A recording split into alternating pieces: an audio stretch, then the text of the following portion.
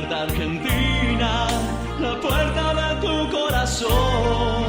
Aunque el mundo nos mire codiciando lo mejor, muchos se fueron creyendo que se iban a prosperar y otros volvieron diciendo que ya no aguantaban más. Argentina, toda la vida, argentino en mi corazón. Argentina, toda la vida, argentino hasta morir. Políticos nos mintieron y la quisieron fundir. Gracias a Dios no pudieron, porque es rica sin fin. Seamos patriotas y unidos, porque no hay nada mejor que todo el pueblo unido, mucho trabajo y amor. Argentina, toda la vida, argentino. Muy buenas noches, como todos los jueves, compartiendo este espacio que hemos dado en llamar Economía en Vivo. Hoy jueves 29 de septiembre, último programa de este mes de septiembre que ha sido tan movido. ¿Cómo anda, Diego? Muy buenas noches, doctora Molina. Muy buenas noches usted, señora, que tan fielmente nos sigue. Y sí, como dice la doctora Molina, en este mes de septiembre, sarmientino, netamente sarmientino. Y como no puede ser menos, vamos a estar trasladándonos a la casa natal de Sarmiento para hablar con funcionarios de ahí sobre las curiosidades que no termina de sorprendernos nunca este grande. La verdad que somos unos privilegiados los que vivimos acá en San Juan de haber tenido a este hombre que ha hecho historia, no solamente en nuestro país, sino a nivel mundial, y que muchas veces pasamos todos los días por su casa natal, y la verdad que es un privilegio transitar por las veredas que él transitó, por los lugares que él visitó. Así que bueno. Y el barrio Carrascal nos van a aclarar las cuadras, que era el barrio Carrascal, que es donde está la actual casa, ¿no es cierto? Hay tanto para hablar de Sarmiento que, bueno, lamentablemente ya este es el último programa del mes de septiembre, del mes de Sarmiento. Pero bueno, vamos a seguir en otros programas, por supuesto, hablando de él. Pero tenemos mucho en este programa Muchísimo. De actualidad, de fechas importantes y de Sarmiento. No sin antes recordar que seguramente le han parado o le han llamado, que cómo es eso del REM, el relevamiento de expectativas de mercado que expusimos en el programa, programa anterior. Y bueno, se hace una encuesta entre varios analistas económicos, varios estudiosos económicos en el país, y ellos estiman cuánto va a estar el dólar a fin de mes, cuánto va a estar a fin de año, cuánto va a ser la inflación este mes, en los meses siguientes, y así. Y bueno, llamó mucho la atención cuando expusimos que septiembre iba a terminar, de acuerdo a estas expectativas, con una inflación del 6%. Exacto. Recordemos que agosto terminó con un 7%, septiembre con un 6%, y que a fin de año, esto es lo alarmante, pero para nosotros que estamos en los cálculos es muy factible. Ese grupo de analistas, esas expectativas de inflación, estiman que va a llegar la inflación a fin de año un 95%. Sí, la verdad que ya en algunos artículos se ha llegado al límite del 100%, como es la ropa, la indumentaria. Pero bueno, hay otros que no tanto, entonces por eso se logra no llegar al 100, sino a un 95%. Pero bueno, son expectativas, son estudios, nadie tiene los números comprados. Otra expectativa con respecto al dólar, eso sí ya lo maneja el gobierno y se estima que va devaluando un 5, un 6, un 7%, el dólar oficial lo va devaluando por mes. De tal forma que a fin de este mes, ahora ya estaría llegando a 144, en octubre a 153 y en diciembre a 170. Y si quiere ir un poco más lejos, lo cual también causó mucha impresión, es que en diciembre del 2023, del año que viene, estaría llegando a 300 pesos. Bien. El dólar oficial. Si hacemos un paralelo, si nos vamos al dólar blue, estaría llegando a 600 aproximadamente. Exactamente, o sea, la verdad que son cifras alarmantes, no es a corto plazo, sino esto es más bien a largo plazo, pero sí, estaríamos hablando de tratar de acercar el dólar oficial con el dólar blue, pero el dólar blue se estaría a su vez disparando a valores mayores. Y eso también es por la desconfianza, la inseguridad, Exacto. las expectativas que tienen los inversores. También llamó la atención y gustó mucho la participación del doctor Fernando Manrique en el bloque económico Yo quiero un plan. Bien, sí, la verdad que todos queremos un plan, sabemos que un plan es fundamental para todo accionar. Si uno se quiere ir de viaje, si uno quiere hacer una compra, todo se organiza en base a un plan de ingresos y egresos y gastos, y en función de eso uno programa, hace el plan. Lo mismo ocurre con el gobierno.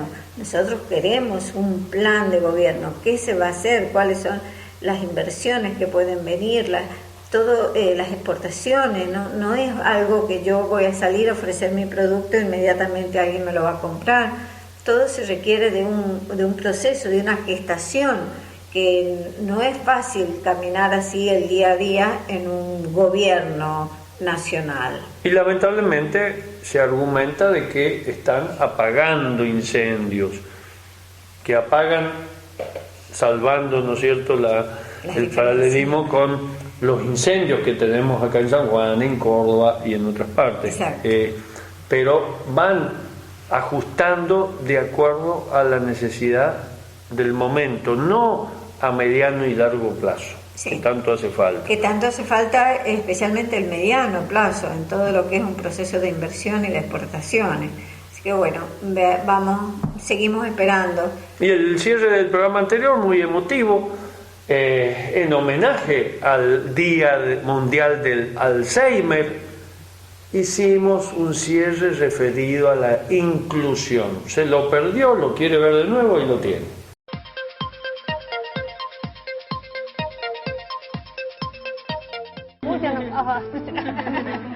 ごめんなさいこれ。これ。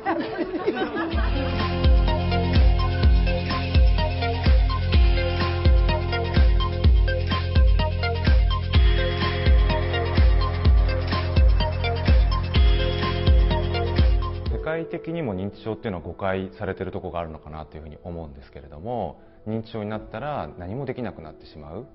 で時に社会から認知症が隔離されてしまう。そうじゃなくって認知症の人たちと一緒に普通の暮らしができる、そういった寛容な社会を作りたいというふうに思ってました。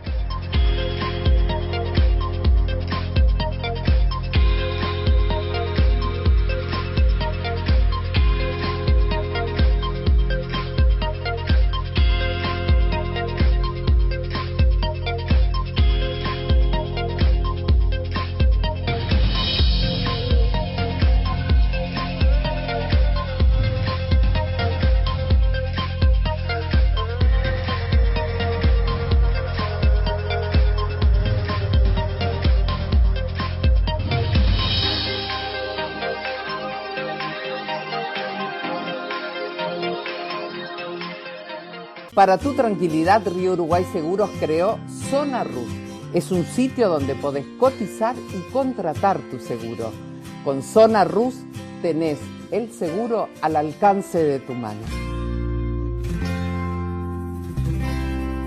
Y en este bloque de actualidad, como lo habíamos anunciado al comienzo, vamos a tratar los detalles de este proyecto de presupuesto 2023, que ha sido presentado, no como en otros años, ha sido presentado en tiempo y forma. Pero bueno, ahora lleva todo el juego político de qué tomamos, qué ponemos, qué sacamos y demás. Pero en definitiva, lo que es proyecto se lo vamos a estar presentando Ahora, el ministro de Economía, Sergio Massa, ha presentado de que este proyecto 2023, o sea que para el año que viene, vamos a tener una inflación del 60%. Sí, es una estimación, bueno, como muchos críticos y opositores al gobierno lo dicen, es un presupuesto totalmente armado, que no es real, pero bueno, tenemos que guiarnos en base a ello. Para diciembre se espera una inflación del 95%, sabiendo que ya prácticamente muchos rubros han pasado el 100%. Bueno, de acuerdo a este presupuesto 2023, la inflación va a ser del 60%. En buena hora que así se logre. Esto es un presupuesto, se presupone, como su nombre lo indica, que va a ser así. Lo que, bueno, puede distar mucho de la realidad. Y sabemos que en muchos países la inflación se ha logrado bajar, o sea, tenemos que tener una expectativa positiva ante esta situación. Y bueno, afrontar esto de que se supone que la inflación va a ser del 60%. El déficit fiscal, que se trata de disminuir y en lo posible, lo cual es lógico, hay que eliminar directamente el déficit. Debemos tener un presupuesto equilibrado. Los ingresos por impuestos y otros recursos que sirvan para pagar egresos y demás erogaciones. Nada de déficit. ¿Cómo se subsidia, cómo se completa ese déficit? Con más endeudamiento y más emisión. Ese déficit está estipulado para el próximo año, 2023, en 1.9, casi un 2% del PBI. No es una cifra exagerada y está de acuerdo al Fondo Monetario Internacional con lo que se ha pactado y que en 2 años más se va a llegar a un presupuesto equilibrado, sin déficit. Pero para este próximo año está previsto en el 1.9. Sí, la verdad que cuando hablamos de déficit nos preocupamos, pero teniendo una economía tan inestable como la que está sucediendo en este momento, no podemos presupuestar un superávit, o sea, no sería para nada creíble. O sea, hablar de déficit es una realidad que la tenemos que aceptar y bueno, ir poco a poco paliando ese déficit. Los organismos internacionales nos han dado una mano, han visto de buena manera cómo se está trabajando.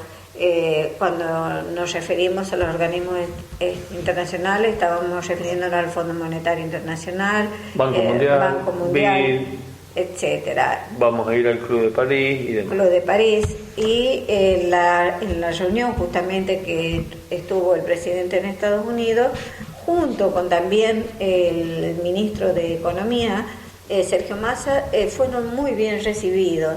Y hay expectativas de que nos sigan ayudando y que esto se logre. Somos optimistas, los argentinos siempre tenemos un gajo de optimismo en estas situaciones de económicas que sabemos que a nivel mundial también se están produciendo y sobre todo en los países de América Latina.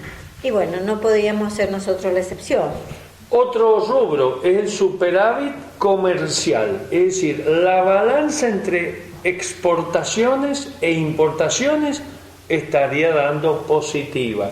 Es lo que se empieza, lo que se piensa, lo que se planifica exportar, alentar las exportaciones y ajustar un poco las importaciones, de tal forma que dé superávit. Bien, eso es obvio que siempre se tiende a que se exporte más de lo que se importe. Y como siempre lo decimos, hay que ver qué es lo que se importa, porque muchas veces son bienes de capital necesarios para poder exportar. O sea que siempre hay que tener, analizar la importación y no ser tan cortante, decir no, importaciones no, exportaciones sí. Eso es muy importante. Con todo esto, además se piensan establecer algunas exenciones y cortar subsidios, como ya se ha empezado en lo que es energía. De esta forma estarían llegando a un incremento en el PBI del 2%. Sí, el tema de la energía ha sido un factor bastante discutido, pero que era una necesidad. O sea, sabemos que en el mundo hay un recorte energético, la gente trata de cuidar el consumo y acá veíamos que no, porque obviamente pagábamos muy poco porque parte de esa luz estaba subsidiada. Ahora ustedes verán Luz, gas, sí, agua, en fin. han tenido todo. que completar una serie de requisitos para que algunas casas particulares sigan con ese subsidio en función de sus ingresos, de la cantidad de bienes, etcétera. Que me parece una manera correcta de eliminar ese subsidio. Otra variable para tener en cuenta y que está en el presupuesto es el dólar. El dólar, por supuesto oficial, se viene devaluando, por si no se han dado cuenta, un 5, un 6, un 7% Sí. por mes. El gobierno va tocando el dólar oficial y lo va aumentando en esa magnitud. Se piensa en este presupuesto llegar a un dólar de 270 pesos el dólar oficial a fines del año que viene. Es muchísimo, porque recordemos que el dólar está oficial entre 140, 148, 145 y el dólar blue está ahí Al doble, el doble, raspando los 300. Así que bueno, veremos qué sucede el año que viene. Con esta variable del dólar estaríamos sobredimensionando esa devaluación que sufre el dólar y que va paulatinamente devaluando de a poco, lo cual nos lleva a pensar de que no va a haber una gran devaluación que están pidiendo muchos y a gritos, por sobre todo los exportadores que exportan con un dólar oficial, pero tienen que pagar muchos de sus insumos con un dólar paralelo. Exactamente. Entonces eso genera pérdidas, genera diferencias. Y no recibe la moneda dólar, el peso dólar, sino al cambio oficial. Como si eso fuera poco, en este presupuesto que va a generar mucho debate en las distintas comisiones, y tanto en diputados como en senador, va a tener sus idas y vueltas. Se está hablando también de un blanqueo para la construcción y para las importaciones, de tal Exacto. forma que los que tengan divisas en el colchón o en el exterior van a poder blanquear y por supuesto va a generar un impuesto del 5%. Bien, es algo bastante interesante que le va a generar otra fuente, otro ingreso de divisas al gobierno. Y ya dejando de lado este presupuesto 2023, que por supuesto va a ir y venir, vamos Se a va a ir tener adaptando. sus ajustes, sus correcciones, porque ya todo es político, nos vamos a este cuadro de inflaciones que le hemos traído para usted, inflaciones de América Latina, para que comparemos cómo está nuestro país. Si empezamos por el norte, Colombia tiene una inflación anual del 10%, Ecuador del 3%, Perú del 8%, Bolivia del 1,5%, Chile del 14% anual, estoy hablando, ¿no es cierto? Brasil, allá a la derecha, con una inflación del 8%. Recordemos que Brasil, esta es una inflación anual, pero en los 2 últimos meses lleva deflación. Venezuela casi que ni podemos o debemos hablar porque es todo muy ficticio, pero de acuerdo a esto estaría con una inflación del 153% anual. Pero sí, Argentina, por último, una inflación del 7% en agosto, mensual, ¿no es cierto? No anual. Si juntamos los 12 meses, como ustedes están viendo en pantalla, un 78%.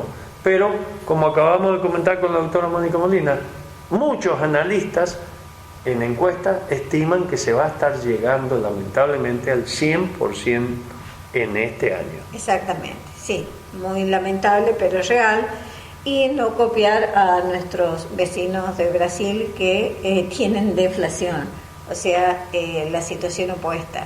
O sea que es algo que se puede lograr, que no es ajeno a una economía. Así que bueno, esperemos imitarlo. Brasil ha hecho sencillo, se ha ajustado.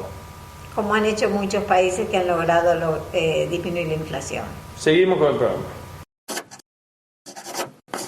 Cada vez que un profesional firma, hay toda una institución que lo avala. Eso es una garantía de responsabilidad y una tranquilidad para usted y su empresa. Contrate siempre a un profesional matriculado. No cuesta más, vale más. Consejo Profesional de Ciencias Económicas de San Juan. El consejo que suma.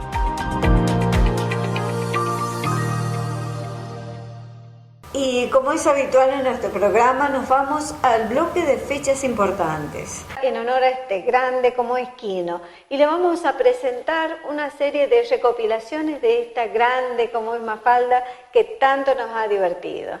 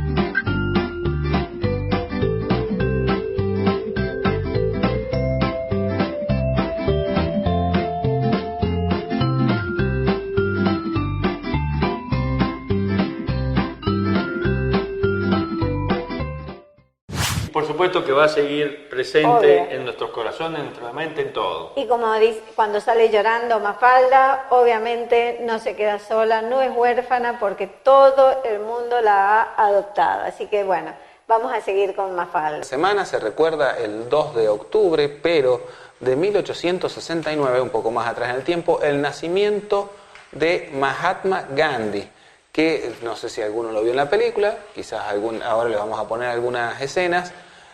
Nació en la India, se trasladó a Inglaterra. Cuando vuelve a Inglaterra post-guerra mundial, previo a la guerra mundial, empieza todo un movimiento de independencia de la India de Inglaterra, y como consecuencia de la Segunda Guerra Mundial, este movimiento logra triunfar, pero ¿cómo? Sin armas, solamente exponiéndose continuamente con la palabra y mostrando su idea de ser un país absolutamente libre de la dominación británica. Y un 2 de octubre del año 1919 nace otro grande en economía, el cual le da justamente por todo lo que hace el derecho al Premio Nobel de Economía. ¿De quién se trata? Se trata de James McGill Buchanan, que nació, como dijo Mónica, el 2 de octubre del 19 en el estado de Tennessee, en Estados Unidos. Se graduó allá en 1948 en la Escuela de Chicago, o sea que ya conocemos su forma de pensar. Exactamente. Su premio fue por ser uno de los primeros economistas en destacar que las decisiones políticas de un gobierno son medibles económicamente. Eso fue el justificativo que dio la Academia Sueca y que se aplica de ahí en adelante para todo el mundo. Es más, hoy ya se están haciendo estudios para poder medir el resultado económico de los tweets que genera cada día Donald Trump como presidente de Estados Unidos. Bien, y un 3 de octubre del año 1891 nace Molina Campos, Florencio Molina Campos, quien pintó esos bellísimos cuadros retratando el campo argentino y sus habitantes, los gauchos, pero lo hace de una manera forma cómica, de una forma humorística, especial, que realmente ha llegado a todo el mundo. Y bueno, le vamos a mostrar ahora algunas imágenes. El 3 de octubre de 1891 es bautizado Florencio de los Ángeles Molina Campos, quien pasará a la posteridad como Molina Campos. Eran 10 hermanos y todos tenían como segundo nombre de Los Ángeles, que era también el nombre de su estancia en Madariaga, provincia de Buenos Aires. Allí pasaban los veranos y a los 6 años ya mostraba su inclinación por el dibujo. Después de la muerte de su padre, en 1907 trabajó en el correo, luego en la Sociedad Rural Argentina y en obras públicas. Se empleó en la sociedad rural y sus compañeros lo instaron a presentar los dibujos que él realizaba y que llamaba caricaturas. En 1926 inauguró su primera exposición en el galpón central de la Rural. Realizó ilustraciones para libros como El Fausto, Estanislao del Campo, y actuó en el cortometraje Pampa Mansa, presentado en el Festival de Berlín. De regreso al país, hizo una muestra en la Galería Argentina, la que sería su última exposición, 80 obras. Tras el evento, se internó para hacerse una pequeña operación y el 16 de noviembre de 1959 falleció por una complicación cardíaca. Representó a los paisanos como él los veía. Nunca utilizó modelos, ni preparó la escena de sus cuadros.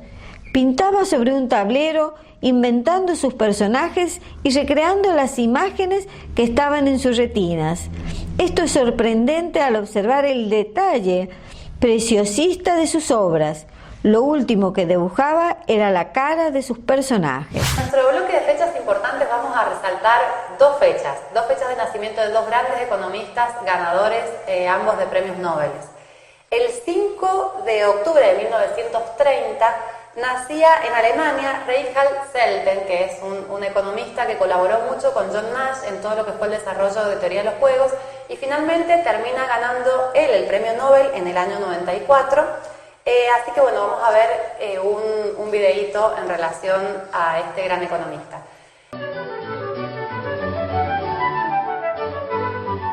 Ni troviĝas en Bonn, universitata urbo en Germanio. Sola campo de economio, la Universitato de Bonn estas inter la gvidaj altlernejoj en Germanio. Circa 1900 el inter la entute 37.000 studentoj studas ĉe la fakultato de ekonomiaj sciencoj. La bonan reputacion tiu fakultato akiris dank al siaj ekonomiaj sciencistoj kiel Krelle, Hildenbrand kaj certe ankaŭ Reinhard Selten. Anstrengung einfach nur wegen der Anstrengung Ĉi tie profesoro Selten kreis kaj plu konstruis la Laboratorion de Experimenta Economico. Daŭre li estas ties aktiva kaj inovativa direktoro. Volontuloj ĉi tie partoprenas decid-ludojn ĉe la komputilo, ju pli sukcesaj la partoprenantoj, des pli da mono ili povas gajni. Per tiu maniero, la Laboratorio de Experimenta Economico plibonigas nian komprenon de la individua ago en ekonomiaj situacioj. Profesoro Selten estas Nobel-premiito por ekonomio, la unua kaj ĝis nun la sola en Germanio. Li ricevis la premion en 1994 kune kun la usonanoj John Harsanyi kaj John Nash. La Nobel-komitato tiel honorigis la pionirajn esplorojn sur la campo de la ludoteorio de Reinhard Selten. Ni visitis profesoron Selten en lia domo en Königswinter ĉe Bonn por paroli pri liaj fakaj kontribuoj, pri la Nobelpremio, pri lia kariero kaj ankaŭ pri liaj privataj interesoj, precipe liaj Esperanto-aktivadoj. Profesoro Selten, la ludoteorio estas sufiĉe nova campo de la scienco, kiun vi decide influis. Ĉu vi povas klarigi al mi kaj al niaj spektantoj kio estas la ludoteorio? La ludoteorio estas matematika metodo por modeligi kaj analizi situación que havas konflikton kaj kooperacion devas ŝanĝiĝi, ĉar oni eltrovis per eksperimentoj que la homa conduto ne estas. Y también un 5 de octubre se celebra el Día del Camino, ya que justamente en este día, pero del año 1932, surge la ley 11.658 de Vialidad Nacional. Vamos con una nota al ingeniero Rubén Lomas, quien es el jefe de Vialidad Nacional acá en San Juan. Muy pronto a celebrar el Día Panamericano del Camino, el 5 de octubre nos encontramos precisamente en el despacho del jefe del Distrito San Juan de Vialidad Nacional, un amigo de nuestro programa, el ingeniero Rubén Darío Loma. Un gusto de tenerlo en nuestro programa, ingeniero. Un gusto, Diego, para vos y para toda tu audiencia. ¿Cómo surge esto del Día del Camino? No solo por la efeméride, sino por la trascendencia que tiene tanto un camino, una ruta e inclusive una huella en el desarrollo económico de una provincia, de una región, de un país. Bueno, con la innovación de la industria del automóvil a principios del siglo pasado, todo lo que fueron los países empezaron a desarrollar la infraestructura para que esta industria automovilística, que estaba creciendo de una forma muy rápida, había que darle respuesta con la infraestructura vial, o sea, el camino. Así fue creciendo en cada país todo el tema de la innovación del uso de pavimentos de hormigón, el uso de los asfaltos, el tema de los caminos, renovar los famosos caminos con adoquines que tenían por las carretas, que eran los pavimentos que habían antiguamente, cambiarlo con nueva tecnología. En el año 1925, en Buenos Aires, se realiza el primer Congreso Panamericano de Carretera para poder empezar a reunir todas las experiencias que se venían a nivel mundial sobre el tema de infraestructura vial. Dado ese Congreso en 1925 Panamericano, se dio en el país y en muchos países de América Latina como el 5 de octubre, el Día del Camino. Los domingos, con Diario de Cuyo, toda la actualidad y los suplementos con los temas que a usted le interesan. Diario de Cuyo, más de medio siglo, haciendo un buen papel. Sí, como no podíamos estar ajeno en este mes de septiembre, nos vamos al bloque sarmientino y justamente con 4 historiadores de lujo que nos van a comentar todas aquellas inquietudes que tuvo este grande maestro de América y que a lo mejor muchas veces las desconocemos. De regreso a la Argentina, Domingo Faustino Sarmiento asumió como presidente de la Nación el 12 de octubre de 1868.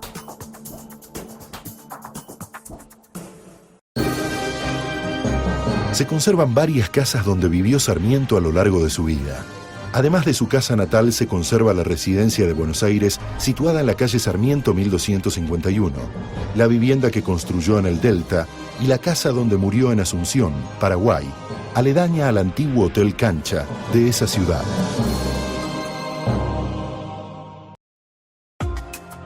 Sus avances y retrocesos políticos le hicieron ganar detractores y enemigos. Sarmiento en la presidencia pone en práctica todo aquello que de alguna manera había sugerido antes. Una de las primeras medidas es un censo. Un 70% de la población no sabe leer y escribir. Para el que su principal objetivo era educar a la masa para tener un ciudadano culto, esto era terrible.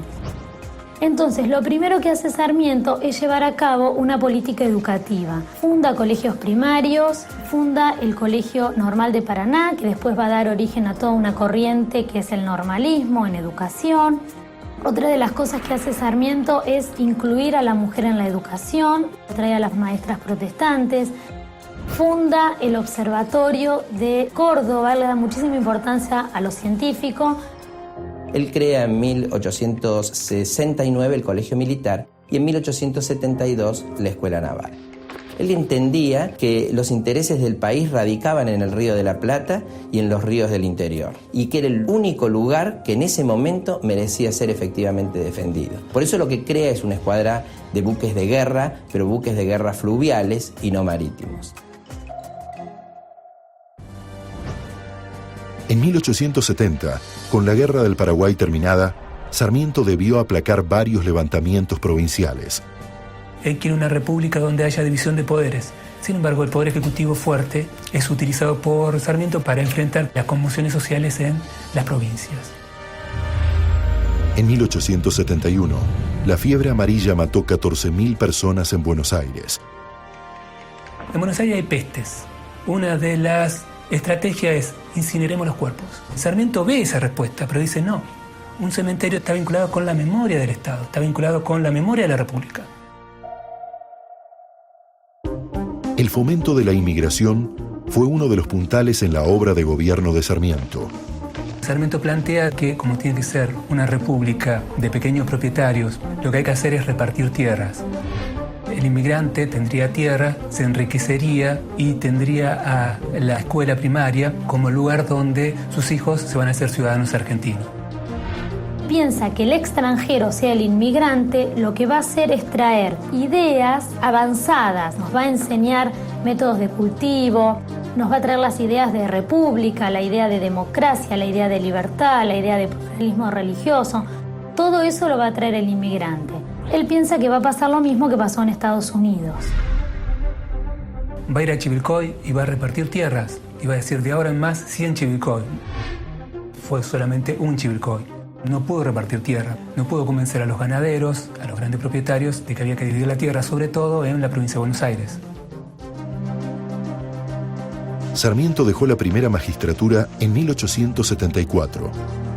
Alejado de la presidencia, su obra siguió adelante de la mano de sus sucesores. Sarmiento nunca se aleja de la política. Después que abandona el gobierno, primero es ministro del Interior en el gobierno de Avellaneda, que es su sucesor. Avellaneda comienza el gobierno en el año 1874. Después va a ser 3 veces elegido senador y en el año 1881 otro presidente, que es Roca, lo va a nombrar superintendente general de escuelas. Vuelve a tener injerencia en la educación. La educación es un tema muy candente en la década del 80 porque se está debatiendo si la educación va a ser gratuita, laica y obligatoria. Sus diferencias con Roca, sucesor de Avellaneda, y su endeble salud marcaron el retiro de un ya anciano Sarmiento. Comienza a tener serios problemas de salud, sobre todo cardiovasculares. Los inviernos en Buenos Aires eran muy fríos y muy húmedos. Entonces los médicos le aconsejan que el invierno lo pase en un lugar más cálido y él se va a Asunción.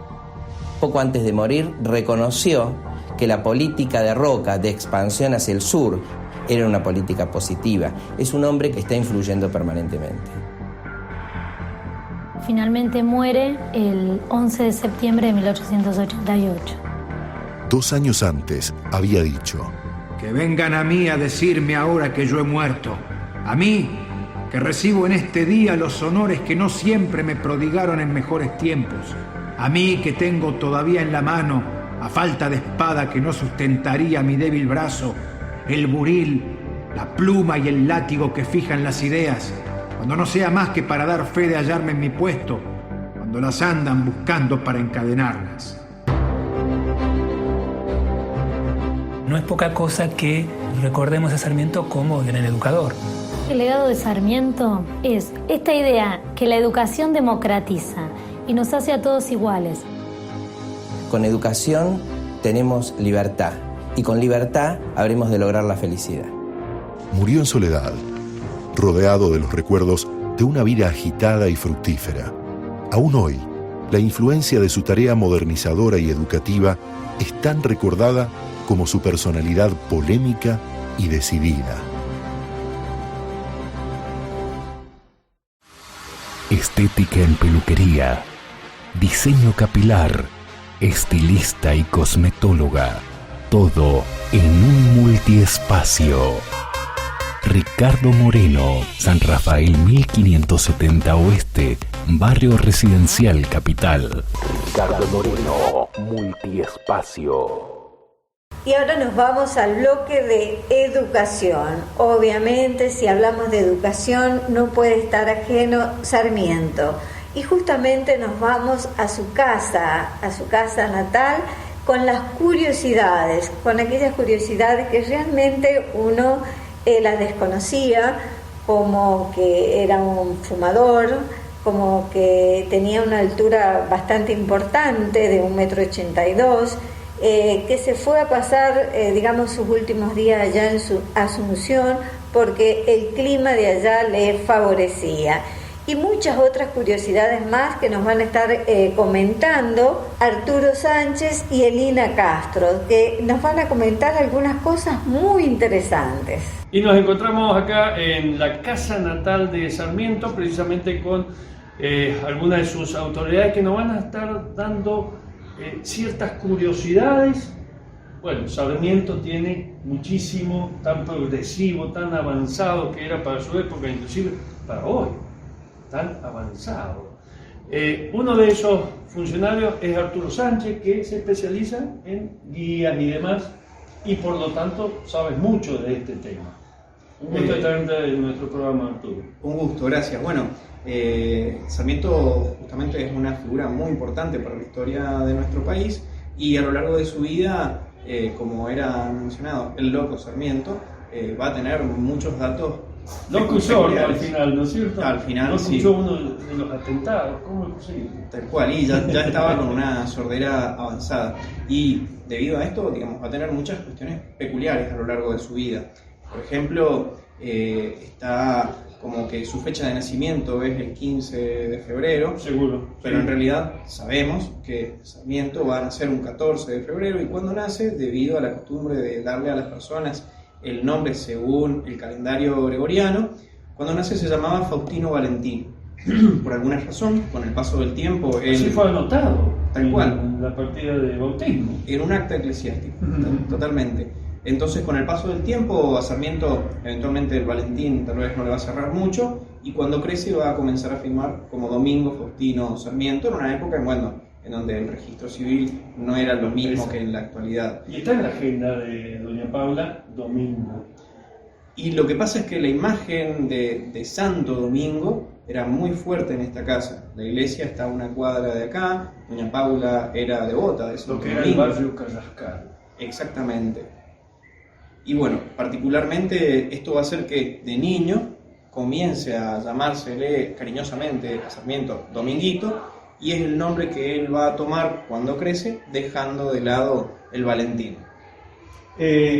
Varias curiosidades del carnaval, por ejemplo. Y bueno, cuando Sarmiento es presidente, digamos, no solo va a encarar su máxima obra desde lo educativo, sino que a lo largo de su presidencia va a realizar muchas obras que aún en la actualidad perduran en nuestro país, tan disímiles como instaurar la educación pública gratuita, obligatoria y laica, el primer complejo astronómico, la primera feria rural, y Sarmiento, tal cual. Y bueno, en esa época Sarmiento va a reinstaurar en nuestro país el carnaval. Él creía que esta era una celebración muy importante para la sociedad, porque hacía que en los días en los que duraba esta celebración se mezclaran las clases, la gente olvidara un poco sus problemas y se dedicaran al disfrute. Y como una manera de apoyar esta reinstauración del carnaval, que había sido abolido por Juan Manuel de Rosas, él mismo se va a pasear en una carreta para chadar y ser chadado por las personas.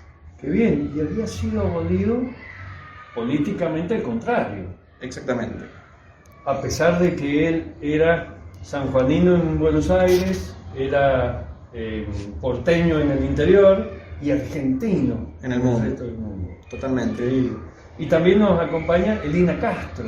Mucha actividad en esta casa natal de Sarmiento, ¿no es cierto? Tal cual, todo un montón de actividades. Lo particular de este año es que la Casa de Sarmiento ha salido al territorio. ¿Qué significa salir al territorio? Visitar el barrio del Carrascal.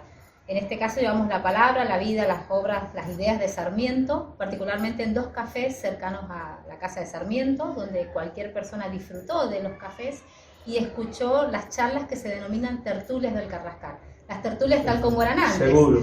Debates, momentos de lectura de palabra, ver diarios, libros.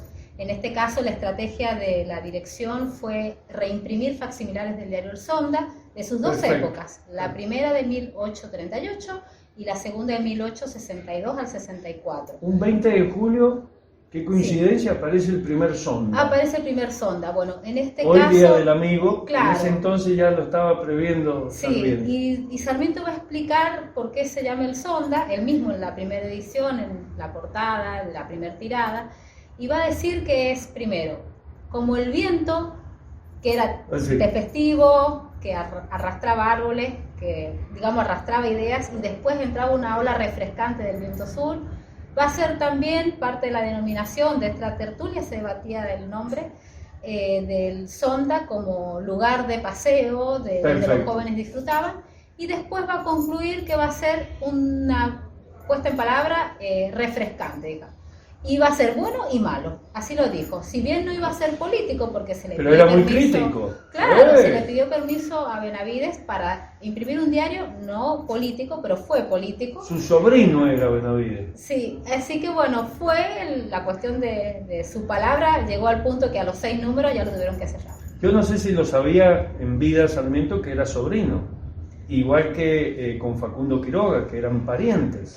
Y me imagino que todos en esa época eran, porque es muy chico el barrio Carrascal. Elena, has dicho el barrio Carrascal, y siempre hablamos del barrio Carrascal. Sí.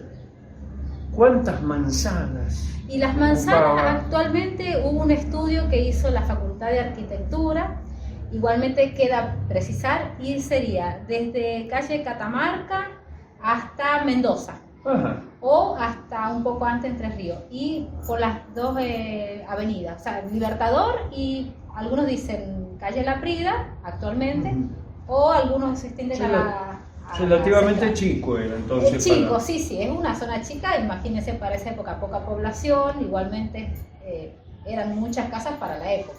Realmente un grande. Totalmente. Sí, un visionario, una persona que nació antes de tiempo. Y a su vez medía 1,82 m. Un poquito menos que yo.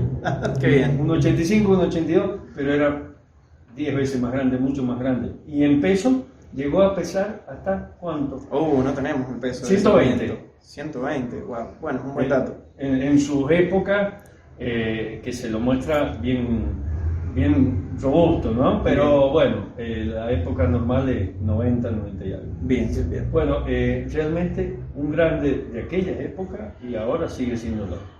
Tal cual. Seguimos con nuestro programa. Economía y finanzas, un suplemento sobre la economía tanto de San Juan, de nuestro país, Latinoamérica y del mundo entero, a cargo de quienes integramos Economía en Vivo, más invitados de lujo, tanto del país como del exterior. Imperdible, sale todos los últimos jueves de cada mes con la reventa. ¿Qué le pareció la casa de Sarmiento? Realmente dan ganas de ir a visitar esta hermosa casa. Y ahora nos vamos al bloque económico con el licenciado Alejandro Larrea, que ya se encuentra en nuestros estudios. Sí, gracias. Y acá en nuestro bloque económico hemos recibido nuevamente la visita de un colega, amigo y colaborador de este programa, como es el licenciado Alejandro Larrea, a quien le agradecemos mucho su participación, porque siempre tiene unas ideas de gran trascendencia. En esta oportunidad y en este bloque vamos a tratar una obra que por ahí para muchos es conocida, para otros no, como El mensaje del emperador, que es un cuento de ese novelista, de ese dramaturgo Frank Kafka, con una gran moraleja con respecto a la actualidad. Es así, licenciado Larrea. Bueno, buenas noches, gracias, doctor Salinas. Franz Kafka, en efecto, fue uno de los grandes autores novelistas del siglo XX. Y hay un cuento corto que es el que quería yo usar para mostrar esto que vamos a conversar, que se llama El mensaje del emperador. Es un cuento de media página y comienza con un emperador que está en el lecho de muerte y decide mandar un mensaje al último de sus súbditos. Han tirado todas las paredes alrededor del lecho imperial para que toda la corte pueda verlo y llama al más rápido de sus heraldos y le dice el mensaje y hace que se lo repita, que se arrodille y se lo repita en el oído y le da el símbolo, que es un sol, en su pecho. Y bueno, lo está esperando el último de sus súbditos y empieza el heraldo a correr, pero la corte, y así lo describe Kafka, es enorme, está llena de funcionarios, y si llegara a salir de esa multitud, están después las escaleras del castillo, y no va a poder salir de esas escaleras, y si pudiera, están las primeras líneas de murallas del castillo, y después están los fosos, y por más que fuera y él mostrara el símbolo que le abre todas las puertas, no va a poder salir de ese castillo y llegar al terreno libre, al campo, porque habrá otro castillo y otras escaleras. Y más fosos y más obstáculos. Bueno, el tema, doctor Salinas, con las novelas, con el proceso, el castillo de Kafka, están muy bien escritas, pero lo que él representa es el poder de la burocracia del Estado sobre el individuo, cómo ese mayor poder llega a aplastar a la gente. La burocracia exactamente de aquel entonces, de siglos atrás, sí, y que seguimos lamentablemente sufriéndola ahora, en la economía, en la sociedad, en la cultura, en la libertad que tanto pregonamos, que tanto deseamos, nos limitan. Y este mensaje del emperador nunca va a llegar de esa forma. Siempre va a faltar algo, nunca va a poder alcanzarlo. Aprovechando que era el mes argentino, doctor Salinas, les quiero contar una experiencia personal que fue leyendo un libro de Historia de San Juan de Fernando Mo, donde él relata el cuento de la pluma dorada, un fragmento de las obras completas de Sarmiento, donde Sarmiento escribe sobre el pájaro de la pluma dorada.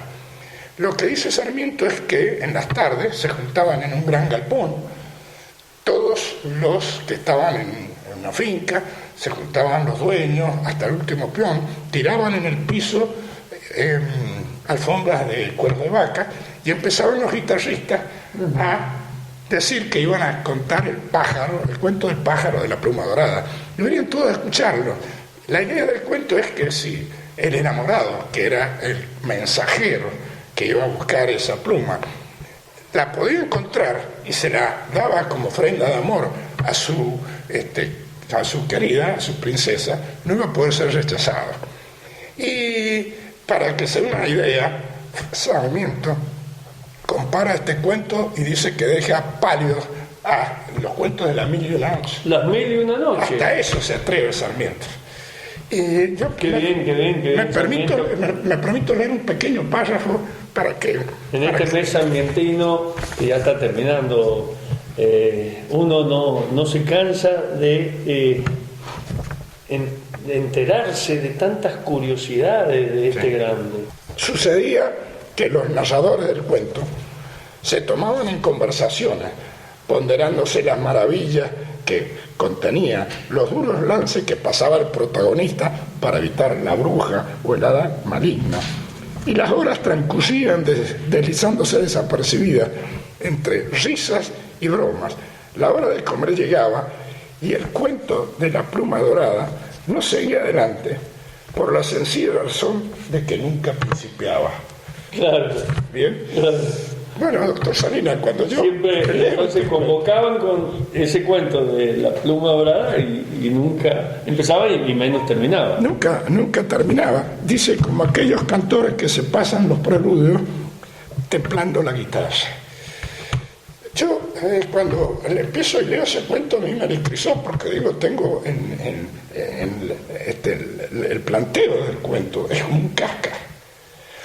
Bueno, dice Sarmiento, en estas vicisitudes y exilios de mi vida, vuelvo a San Juan y me encuentro en una encrucijada con una chica a quien quería expresarle mi amor y le iba a contar cómo era el cuento de la pluma dorada. Yo era el que lo sabía, y cuando me arremangué para contárselo, la chica me contó que estaba por casarse. Entonces él dice, me lo tuve que guardar al cuento. Claro. Y por las dudas, mire doctor lo que llegué a hacer, por las dudas alguna vez les llegue a ustedes, o sea a nosotros, una versión de ese cuento. Les digo que el mío, el cuento, el más sincero, el más impactante, el más dulce, no lo sabrán jamás y termina diciendo así: me llevo el secreto a mi tumba. El mismo Sarmiento. El mismo Sarmiento. Por las dudas se toma esa precaución de decir: nunca lo van a saber tal cual es. Tan bello como yo lo sabía. Cuando a mí me pasa esto, doctor, digo, a ver, es el mismo laberinto de Sarmiento de Kafka, con un toque romántico. Entonces la pregunta que le saldrá seguramente a los televidentes inmediatos es: ¿quién estuvo primero? ¿Fue primero Sarmiento o fue primero Kafka? Sarmiento murió en 1888.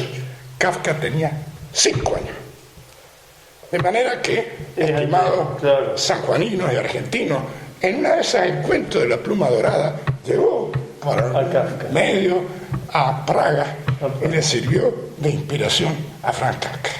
De todas formas, Sarmiento anduvo por Europa, lo fue a visitar a San Martín en día antes de fallecer, fue representante nuestro, embajador allá en Estados Unidos, y también viajó a Europa, así que probablemente lo hayan leído en su momento, y en una de esas Franz Kafka también.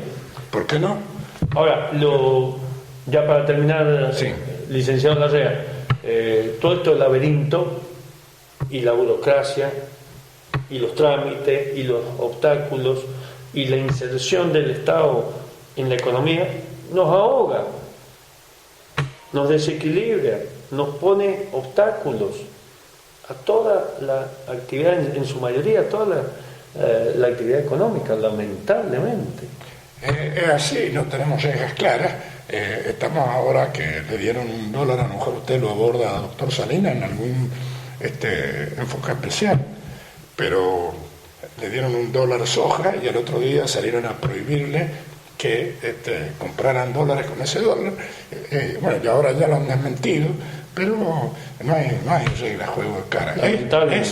Es un laberinto en muchas ocasiones. Bueno, muy gratamente satisfecho por estas curiosidades y estas aclaraciones que nos ha traído el licenciado Larrea, como siempre. Le agradecemos mucho. Seguimos con el programa. El gobierno de San Juan estableció un nuevo acuerdo de precios máximos de referencia con supermercados provinciales y nacionales radicados en la provincia. Ingresando a sisanjuan.gov.ar podrás conocer los comercios adheridos y los precios máximos de referencia por producto en los rubros higiene, alimentos y chacinados. Seguimos cuidando las economías familiares sanjuaninas. Expansión Productiva, Ministerio de Producción y Desarrollo Económico, Gobierno de San Juan. Sí, agradecemos a este gran colaborador como es el licenciado Alejandro Larrea, que siempre colabora con sus inquietudes. Y ahora nos vamos a un cierre un tanto especial. Y dice así: sonreír para poder entrar. Vamos a ver de qué se trata. Vi bringer en servicemeddelelse. Som et forsøg vil dørene i dag kun åbne sig for smilende kunder. Husk at smile, hvis du gerne vil ind.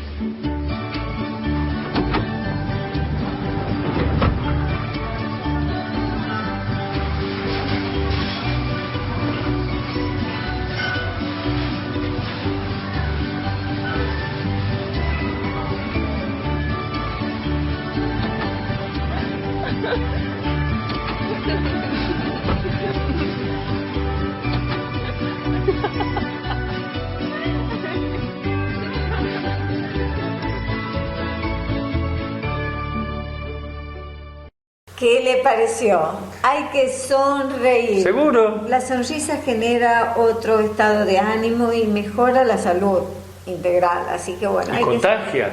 Por supuesto que contagia. Así que hay que sonreír más. Y nos vamos a estar reencontrando ya en octubre, el próximo mes. El próximo jueves 6 de octubre acá, en Economía en Vivo. Feliz Día del Empleado de Comercio. Buenas noches.